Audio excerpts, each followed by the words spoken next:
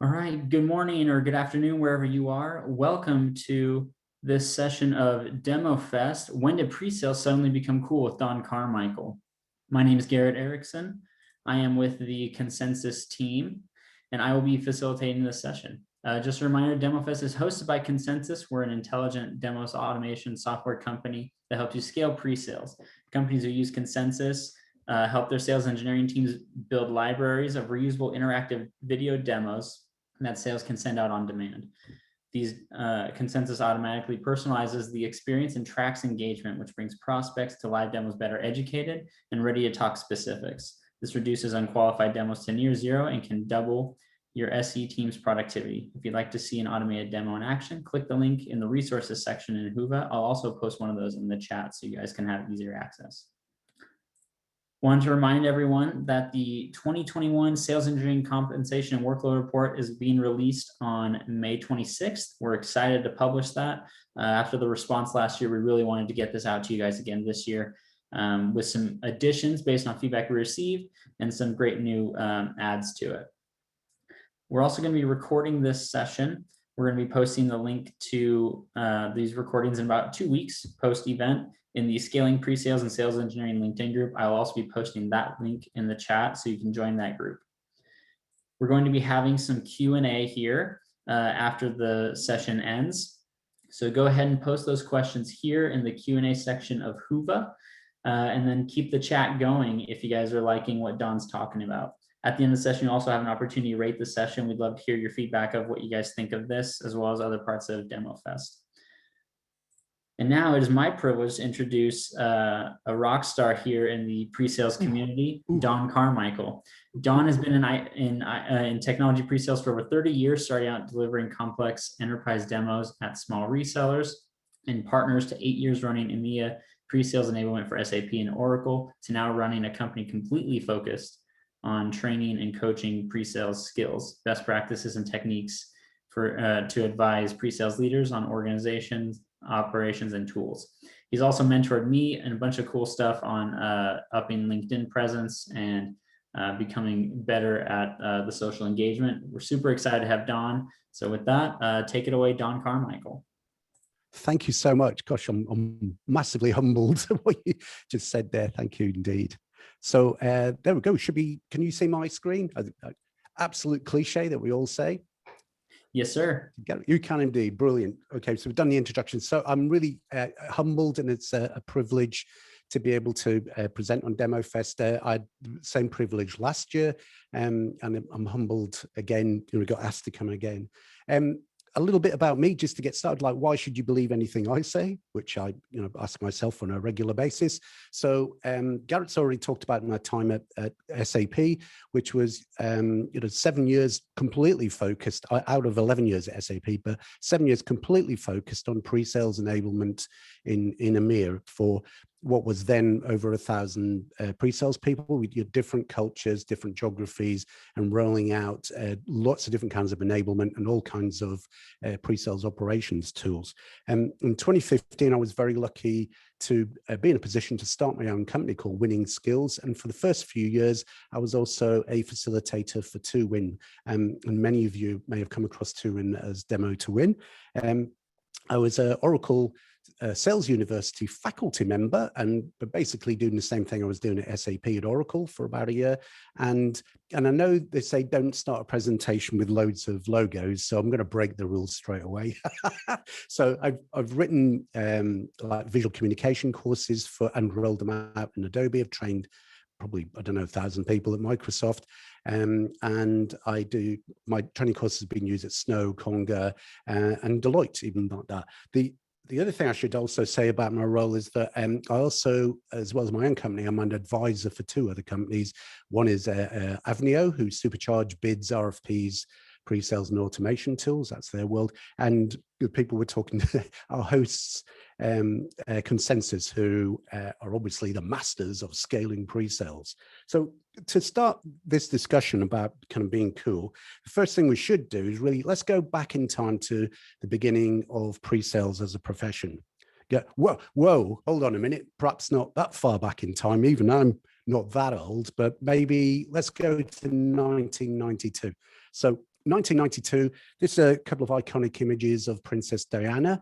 For those of you old enough to remember, she was at the Taj Mahal, I think it was the Red Fort. And it was not long ago, it was the year she announced her separation from Prince Charles. It was apparently quite an iconic thing. If, like me, you navigate the past by music, then the big chart breakers at the time was I Will Always Love You, Whitney Houston, and there was like Boys to Men were huge, Simply Red, Shakespeare's Sister had Stay, and Billy Ray Cyrus had Achy Breaky Heart. And I love, there's a clever bit of photoshopping on this particular photo of Billy Ray, so you can't actually see his hair mullet at the back there, which would have been quite disturbing in the year 2021. So the reason we're talking about 1992 is because I was definitely doing a role called pre-sales, a standalone role. It was a profession. I knew other people who had it as a standalone profession in 1992. So it was already established as a separate profession. And this session is about being cool. We thought we were cool. Pre-sales was all about things called rock star demos. And let's have it, and thinking about it, not much really changed in the next kind of 30 years until probably the last couple of years, which we will get to in a minute. So I talked about the fact that it was all about rock star demos. So that's just a good excuse for me to use a photo of me on stage. So this is me playing guitar at a SAP event in a band. And you'll notice even the guitar can't hide the big belly there. So rock stars. We want to talk about rock stars and go for a little tangent because our sales colleagues, they still regularly call us pre-sales rock stars. We still use the term in hiring. So you'll often see LinkedIn posts from pre-sales managers looking for a rock star pre-sales SE or SC to join the team. And by the way, I'm connected to a lot of pre-sales managers and leaders. And if I tell you that how hot the market is right now, if you're in pre-sales, I mean, you must know this yourself, but I would say every 1 in 5 posts I get in my stream is a pre-sales manager trying to hire more pre-sales people. This is an absolute seller's market, and having the equivalent impact on salaries as well. So it's definitely a time to be cool. So, but this term rock star, though, I think we need to delve into it a little bit more because we kind of throw it around, and I just wanted to kind of examine it against this idea of being cool, because I don't think it really works anymore. I'd stay with me because you're probably going, what on earth is he talking about? So I think to be really cool, you need to be a lot more than a rock star. So let's examine what musicians, rock stars actually do. So a lot of their life is practice, practice, rehearse and rehearse. And what they're pretty much trying to duplicate is the same songs live time after time, because the audience has to be able to recognize them.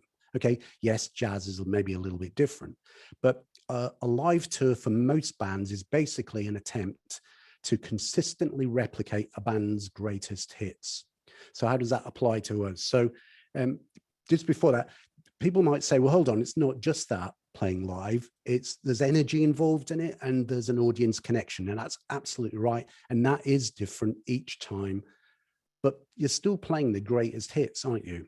So for pre-sales people then, for us in pre-sales, so that idea doesn't seem to work anymore, does it? And as we'll find out a little bit more, clients actually want, if they want standard demos, if they want the greatest hits, nowadays they actually want that as self-service videos or self-service, self-contained product tours or demos, things that they can move the mouse around and click things themselves. What they don't want is they don't want to have you turn up and do that. They're more than prepared, and there's lots of research on this I'm going to show you in a minute. They're more than prepared to do this themselves, to do the research themselves. So they want the greatest hits as an album. They don't need it live.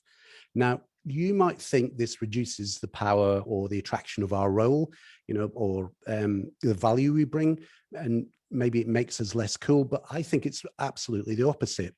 If we don't have to do the standard repeatable stuff, we can be way more valuable, way more influential to better qualified, better informed clients. And it's more fun, more cool, because you can still have the energy, you can still have the audience connection, you know, and that's still the same whether it's live or virtual, but you've got, you can be more credible, authentic, and you can have conversation. You can giving advice where you're providing advice, you know, and consulting, and you're not burdened down by having to do standard demos. I'm not saying that you don't do demos. I'm just saying you don't have to do the greatest hits anymore. And that has changed our job. So maybe we're too cool to be rock stars anymore. So let's move on from that discussion about that. And let's go and have a look at the other thing that's changed recently, and is the pre-sales toolkit. So if you were actually watching the keynote, you'll have seen Todd actually show you this as well. This comes from my very good friend Patrick Pesang, and it's the secret kingdom of sales engineering pre-sales. And I was very privileged to see the early versions of this as he created. So it's this brilliant kind of Lord of the Rings style map. I've put the link on there if you want to go and download it and contribute to it yourself. Please don't do that now. Please stick with me for this session and do it afterwards. So it's got these wonderful, wonderful things there. It has the mighty mountains of sales enablement, the proof of concept forest, and the high peaks of RFPs. And it's a really fun way to navigate around the support tools for our profession. So, but you may not know this, Patrick only started building this a few months ago, and the number of new entrants into the pre-sales sales engineering space, the toolkit, is mind-boggling. This map, even only a few weeks ago, this map only had half the companies on it. You know, it's just developing crazy. So, so that's one view of our kind of secret kingdom of sales engineering. If we actually kind of move out one level, let's go and have a look at another different type of tool survey. This will take a little while to load up. Right, so every year, Nancy Nardin, so she's from a company called Smart Selling Tools. She builds an enterprise sales tech vendor landscape map. Now, you'll always remember if you've seen this before, because it breaks all these rules. It's just full of logos. In fact, I think she counted it. It's got 1,078 logos of sales-related tech companies split out by segment or category, if you want to do it that way. So this one we're looking at here is the 2021 Enterprise Sales Tech Landscape. On the resolution you'll have, don't even attempt to try and, you know, look at all the logos that are, say, let's in CRM systems. actually that section, that the bottom there, CRM systems, the purple one, I mean, that is mind-blowing. There's something over 300 different companies that actually provide CRM systems. It's breathtaking. The other thing is, if you have a really good look at it, it's also startling how many have got the word pipe in them, but that's another story. Now, what's really interesting about this for us in pre-sales is that, guess what? Nancy is now tracking at least 3 different categories of pre-sales related tools. So already it's all right. Don't worry with the resolution. It's all right. I'm going to draw it out for you. So one category, pre-sales management. At the moment, she's got 2 products in there. I'd probably say there are actually more products that should fit in there, but all this is early days. So she's got a pre-sales management category. There's also a pre-sales enablement category there. With consensus are in there, hooray. And there's also a demos category. You could argue that other categories are also related to us because we use the same tools that salespeople do. Of course we do. But these things, especially pre-sales enablement and pre-sales management, this is all new. These are the new tools that are coming to the market very recently. Vivin is less than 1 year old. So Nancy has also, she's the author of this, Nancy has also just started separately tracking 8 technologies that drive pre-sales led growth. And I'm sure that's going to go from 8 to many, many, many. So the point with this is the pre-sales tech and tool space is going absolutely nuts, and there is huge investments that are going into it. In fact, I'll actually, instead of just giving you a number of how many dollars investment there is, let's actually pick some of the actual investments themselves. So Vivin, if you've not heard of Vivin, they started off with Series A in October, just October last year. They got 18 million, and by February they'd already got to Series B. A huge amount of money going into that. Consensus, you may not know this, Consensus have raised 16 million for their intelligent demo automation tools. A company that I advise, Avnio, have just, this is hot off the press, raised 1.6 million to supercharge, bids and move into pre-sales automation tools. Hub, who are kind of in the same space, have got 1 million funding, but there are lots of other new tools in this space that are actually raising huge amounts of money. The one company on its own has just raised 17 million. So there's a question is, why is this happening? Why the sudden interest? In the introduction, in the kind of overview agenda for this session, I said, why is there a feeding frenzy? Which is a brilliant way of describing what is happening right now. The best way I think of answering that is sales execs, and therefore investors and venture capitalists, they're getting it. And I mean by that, they're getting us. They now, pre-sales has been such a difficult thing to understand. And the classic example of that has been try and describe to somebody else in your family who's not in the tech industry what you do as a job. Yeah, and don't worry, we've all had the same experience, and we've all probably ended up just saying it's something to do with IT, which is kind of where I end up, because it's so difficult to explain what we do. Okay, so but investors, venture capitalists, they are getting it. They're understanding the capabilities and the value that pre-sales brings to B2B sales. And they're understanding that B2B sales is changing dramatically right in front of us. And the big thing that there hasn't been these tools there before, but the big thing they understand is that pre-sales, we're going to have one of the most important roles in the future of B2B. Now, you might say we already do. I'd agree with that. But by the end of this presentation, I want to show you that actually all the other roles that are around about B2B sales, they're all kind of merging into something that looks like us. So I'll hopefully try and prove that to you. So before we move on, it's worth recapping what has changed with B2B buying behaviors. And maybe the best way to explain that is by talking about washing machines.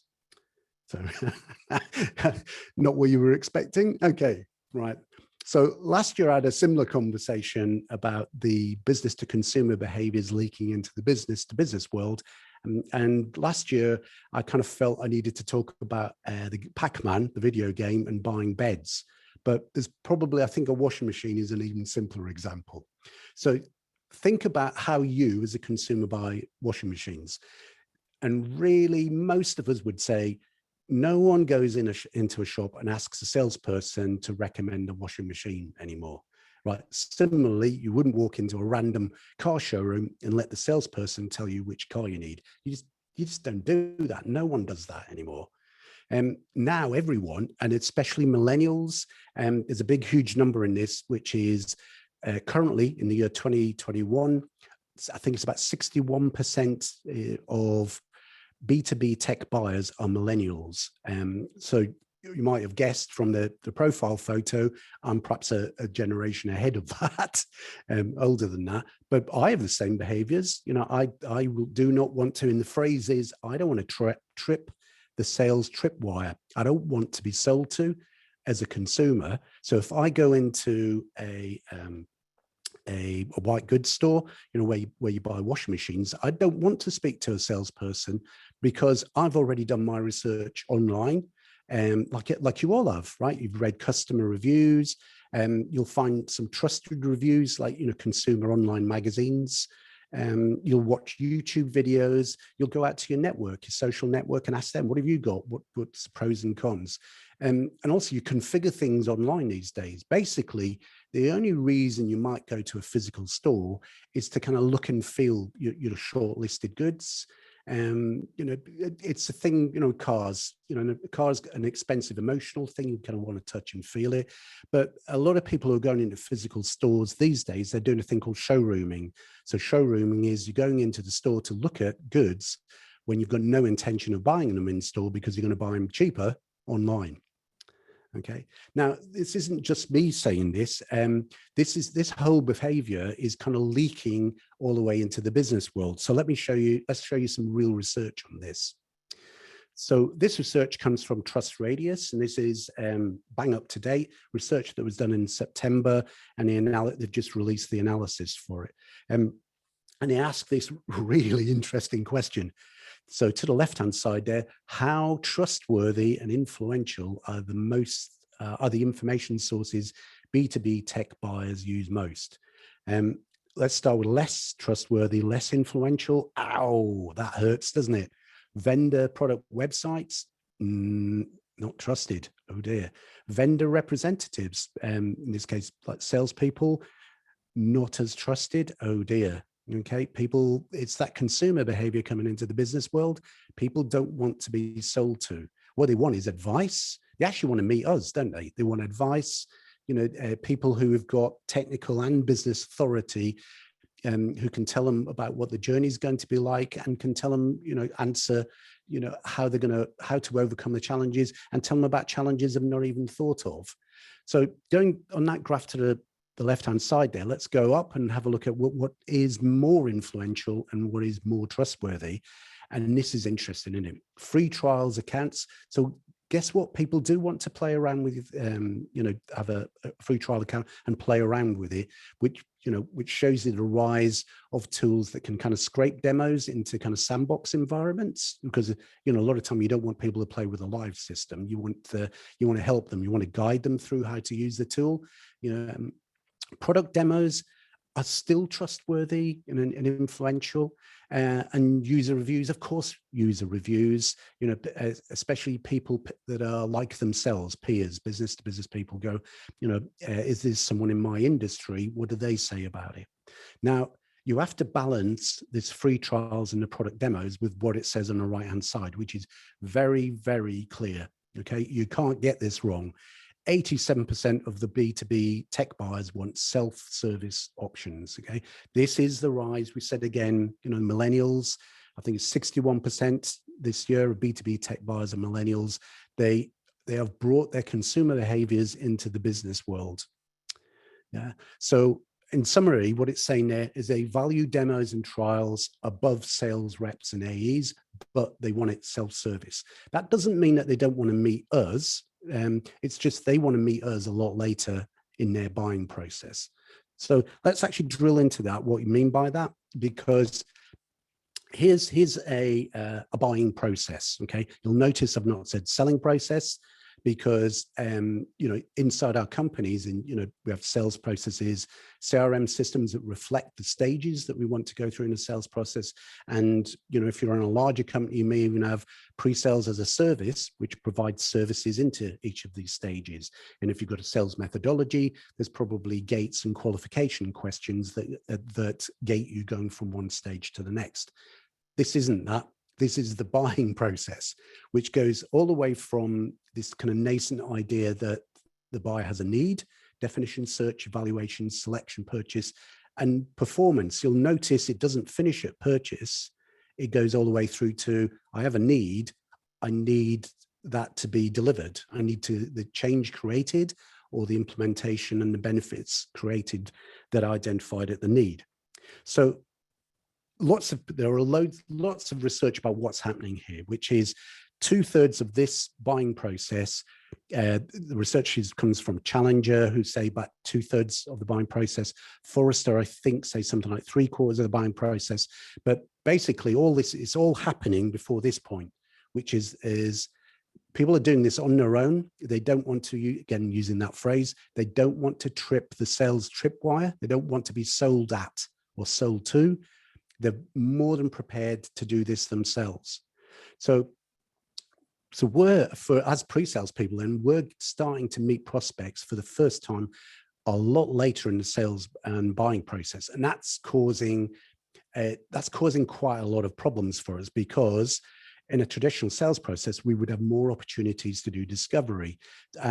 So there's a complete lack of discovery sometimes. And also, we're meeting people who are much better informed than they were before. We can't gate the knowledge anymore. We have to put the knowledge into, content places where they can do their self research. So the clients, the new buyers, they massively increased expectations of what you're going to even do on your first presentation. And I'm sure we've all come across that recently. If you do a demo presentation, it can get quite hairy. It can get, very demanding.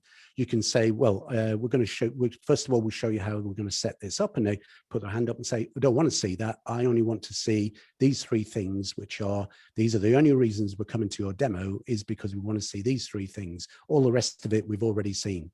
We've already researched it, don't want to know. We just want these 3 things, which are the challenges that we've got.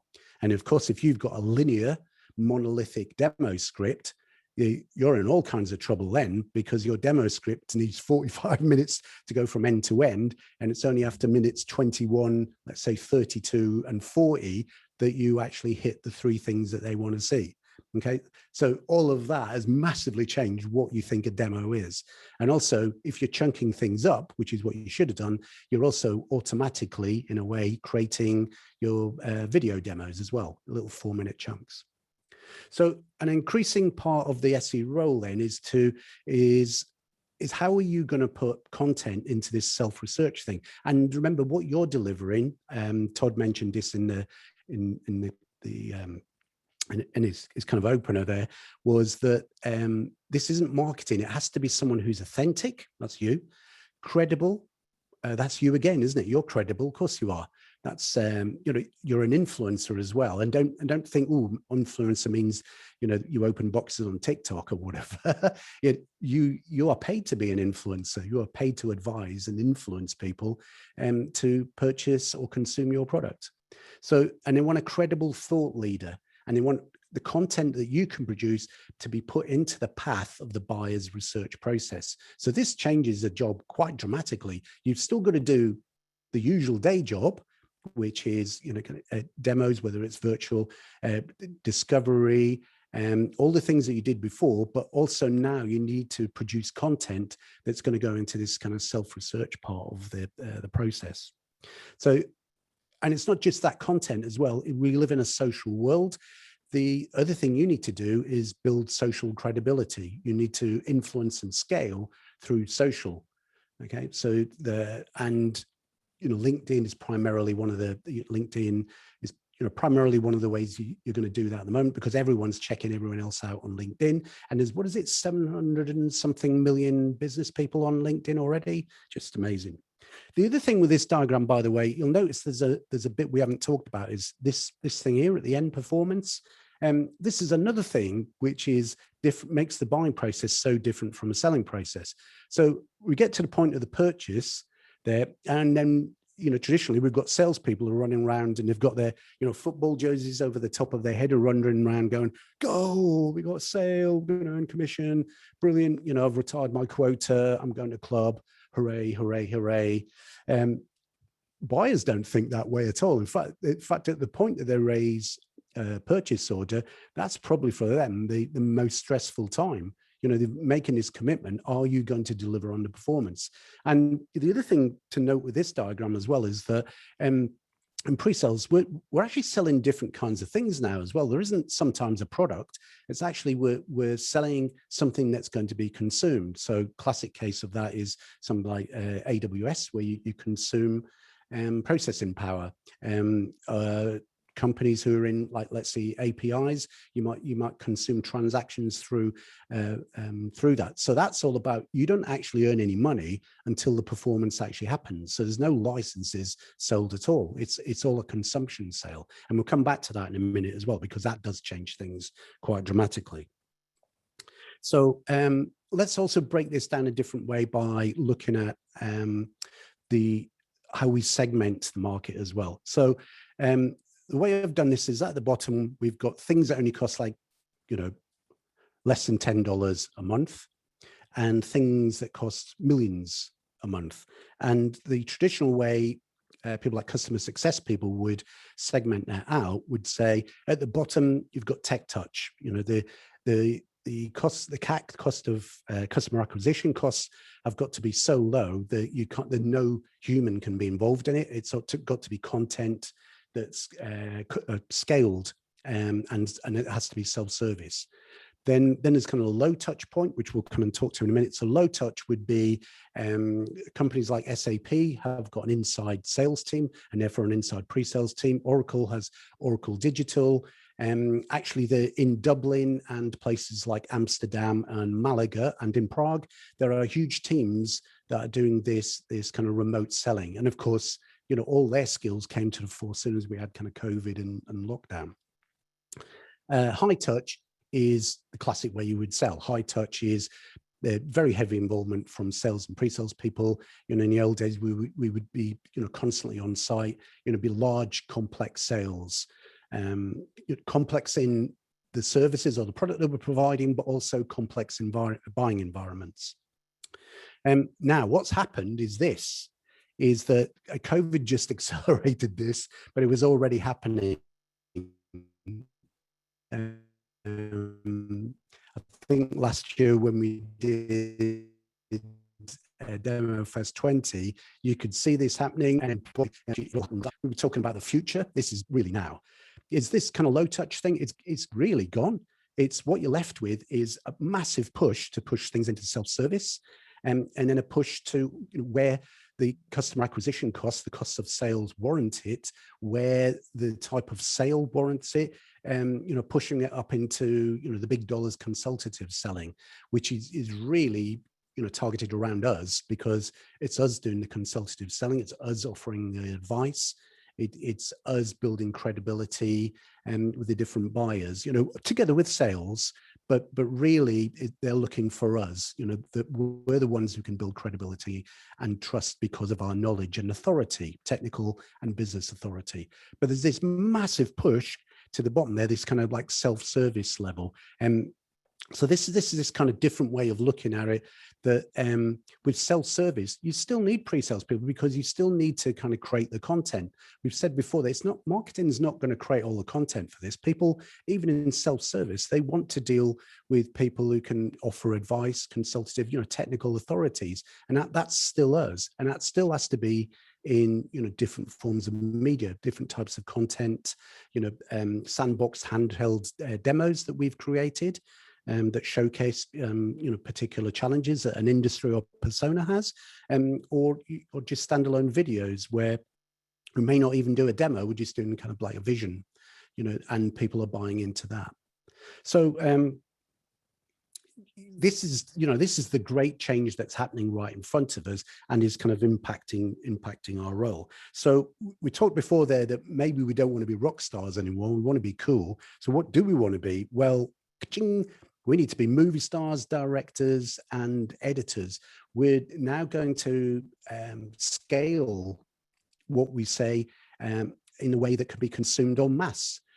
Or it's going to be consumed in the gaps in a sales cycle, or is going to be consumed in a way that it's shared with people that we can't reach. That's a great thing with consensus. Is one of the figures you may not realize is how many more buyers a video can reach that you can't personally.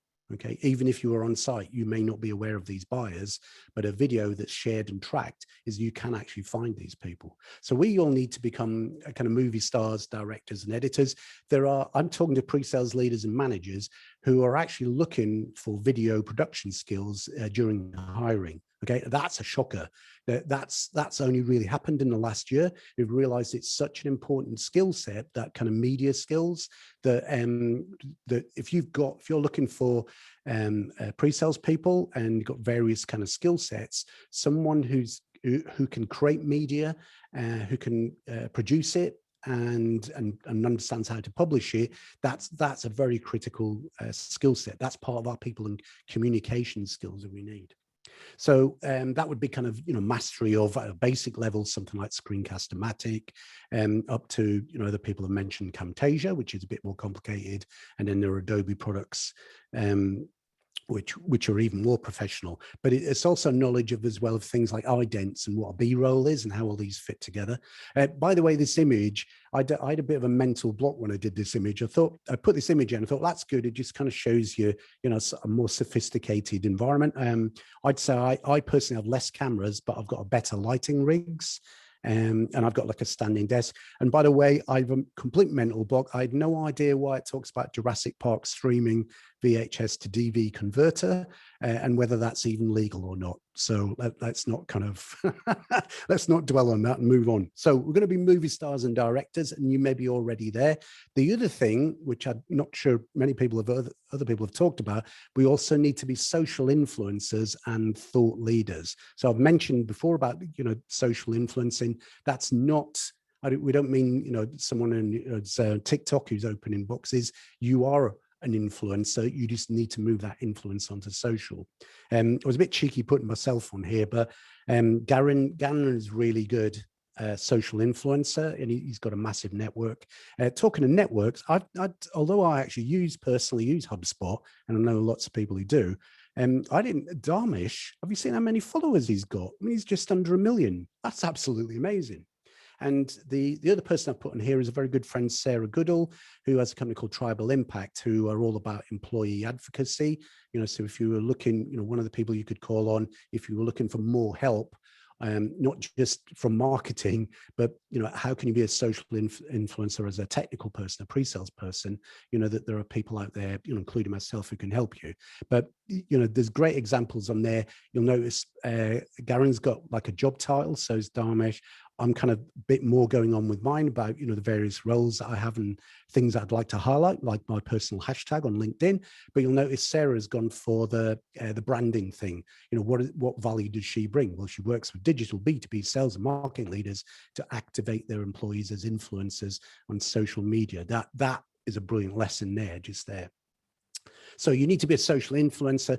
Credibility these days is now established through social. And if you don't believe that, go and check before you have your next client call, whether they've checked you out on LinkedIn first. Probably have. You can go and have a look at the views. And I'm such a massive believer in this. I also want to announce that we've already met Patrick Pisang because he did the Lord of the Rings map. He's about to publish a book called The Social Sales Engineer, and the subtitle is Timeless Principles for Your Journey to Thought Leadership. And I'm great privilege he's allowed me to write the foreword for him. But watch out for that, because that's the first time someone has actually written a specific book on how you can become an influencer and thought leader for a pre-sales person through social. So I'm going to try and draw all this together and finally answer some questions. So we answered the question, why are tech investors in a feeding frenzy over the sales toolkit? Well, we know why, is that they get it. And there's loads of money being pumped in it because they get it and they get how important we are going to be in the future of B2B selling. Let's have a quick look at why are some tech companies hiring far more pre-sales SEs and SEs than salespeople, which is true, some companies are. And it's a very simple little Venn diagram. In the past, pre-sales, customer success, and sales had some very obvious overlaps. So nice little kind of Venn diagram. This is a slide I've used in the past. I kind of said in the past that in the future, there would be this overlap where pre-sales, customer success, and sales would all start to overlap and it actually all be the same role. So I would like to change that word future to now, because there are some brilliant examples of that happening already. Only a couple of weeks ago, on a webinar that was actually run by Consensus, John McGann from Oracle, who's a VP of sales consulting in the tech side of the business, he was talking about the part of the business that he deals with, which is a consumption sale. Okay, so it's all about convincing and helping clients move their workloads onto the Oracle Compute Platform. And he was talking about there are types of pre-sales people called cloud architects. And essentially, they're not just pre-sales people anymore. They're also customer success, because that's what they're doing with clients, is constantly going back to them through a cycle, an everlasting kind of loop where they constantly going back and looking for other workloads. How can they add value? How can they cut costs? And constantly working with especially larger clients. And we can see that sales is overlapping with pre-sales, because there are great examples of the Atlassian, who you may have heard of. They do Jira and things like Trello, and they quite famously don't have any salespeople. They've said, it's self-service, but we hire pre-sales people. I've heard it's not quite true, that they actually have taken on some people who come from an AE background, but they're training them as pre-sales people. But now there are lots of examples of that's what's going on, is that you don't really need salespeople as much. We need them to navigate, through clients, that kind of thing, do the advocacy, build relationships. But what clients are looking for is what we can provide. It's that kind of technical and business authority and the credibility and the advice. That's what they're really looking for. And the rest of it, they're more than prepared to do as self-service. So that's why some tech companies are hiring more pre-sales than anything else. And I think you've seen it. I already told you about, I see 1 in 5 posts on LinkedIn are hiring posts. And also, hopefully, I've kind of shown you why is the pre-sales focus moving away from demos. Well, it's the greatest hits demos. It's the repeatable ones. Okay, you're still going to do customized demos, but it's moving away from the demos to the bit that is really cool about your role. Okay, and the bit that I'm sure that you want to do more of is that bit where you can influence, advise. You can be the buyer coach, which feeds directly into Garen's book about buyer enablement. And you can be the thought leader in all of this. So most importantly, let's ask a question, which is, so what does pre-sales cool look like now? Well, if you're still in pre-sales, which you are, because you look in the mirror, it's you. You're the one that's cool, and you're the one that's sitting in the middle of this fantastic change, which is only improving, what we do as our role. So I just want to say thank you very much for that. And I'm going to pass back to Garen. There's my contact details. I've got a personal hashtag on LinkedIn. And I know on a previous session, one of my co-hosts on 2 Pre-Sales and a Pod, also he talked about promoting our podcast series, which I hope you can join. So Garrett. Awesome. Thank you so much, John. Such great content. Honestly, loved every minute of it. And you are still a rock star. I think you can still pull off clapping that guitar on and busting out some tunes. All right, we're here. The one that's gotten the most upvotes is from Mark here, Donna. It says, do you see a correlation between the complexity of the solution and the ability to use pre-recorded presentations? Ooh, yeah. You would think it wouldn't, but it is. I think there's a direct correlation there. Is that if people still want to do the self-service thing, then they'll still want to educate themselves, and you still need to find ways of kind of breaking, complex messaging, complex solutions and tools, find a way of breaking that down into easily digestible chunks so that people can inform themselves, they can do that self-research before they come and meet you. So you would think there wouldn't be, but I think there's a very direct correlation. Doing video is not just for self-service, for simple products, it's also for complex ones where you need to do different levels of messaging. So remember, the messaging that you would do in a video to an operations person or user is going to be different to the messaging that would go to a manager, and is different to the messaging that needs to go to someone who's a line of business head and C-level. And of course, and it changes yet again by persona. So, video provides you the ability to do that, have these different messages and scale it as well. Awesome. Here's another one's getting some upvotes, and I like this one because I think it's right up your alley, Don. Is it possible to be a successful pre-sales engineer without having a LinkedIn profile?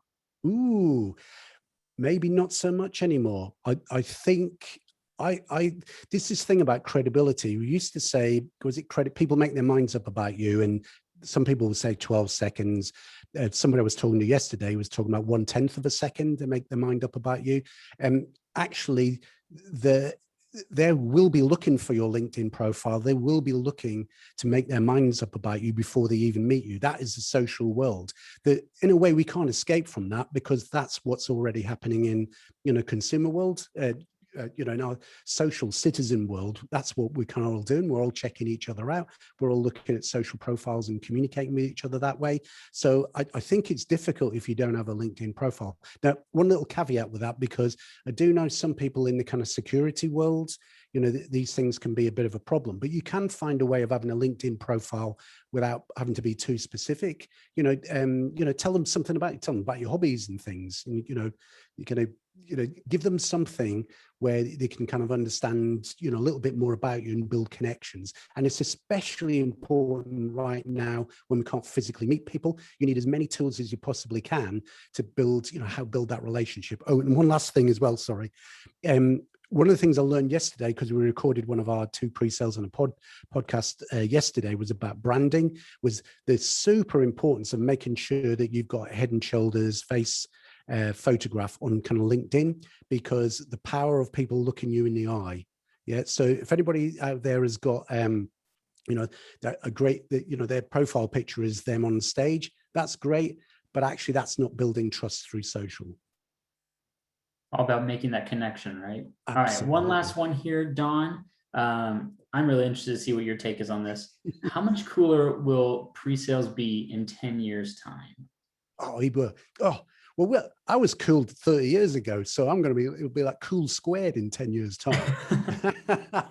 Yeah. So if you think about the evolution of the role, we're becoming more and more critical and important to, the influencing side of it. It's all going to be about influencing and advising. And I think that's way more cool than doing yet another look and feel demo. If you're doing that at the moment, just stop it. Stop it. You're wasting your talents. Okay, get it on a video, send it out, and do all the cool stuff. Great, love it. All right, well, I've got something to share here. Well, that brings us to the conclusion of our session here. Want to remind you of the upcoming sessions that we've got for DEMOFEST in the next hour. We've got pre-sales everywhere, expanding pre-sales value and reach throughout the entire buying process with Kevin O'Brien of SAP. We've got what did you expect? Getting the most out of your salesperson with Ramzi Marjava, and creating a differentiated B2B buying experience to increase sales yields with Shakhen Box from IBM. Some great sessions coming up. Want to remind you to join that scaling pre-sales and sales engineering LinkedIn group if you haven't had a chance to do so. That link is still in the chat and will be posted in the chat repeatedly in the other sessions. Also wanted to remind you to give us your feedback and let us know how the session went, and whatever else we can do to improve here as you experience DEMOFEST. Really appreciate you guys coming out, and we will see you in a bit.